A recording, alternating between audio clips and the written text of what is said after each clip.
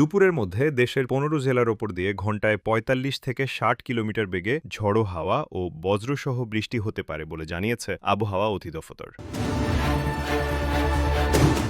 আবহাওয়া অফিসের পূর্বাভাস অনুযায়ী রাজশাহী, পাবনা, যশোর, কুষ্টিয়া, খুলনা, ফরিদপুর, মাদারীপুর, বরিশাল, পটুয়াখালী, নোয়াখালী, কুমিল্লা, চট্টগ্রাম, টাঙ্গাইল, ময়মনসিংহ ও সিলেট অঞ্চলে অস্থায়ী দমকা হাওয়াসহ বৃষ্টি অথবা বজ্রবৃষ্টি হতে পারে।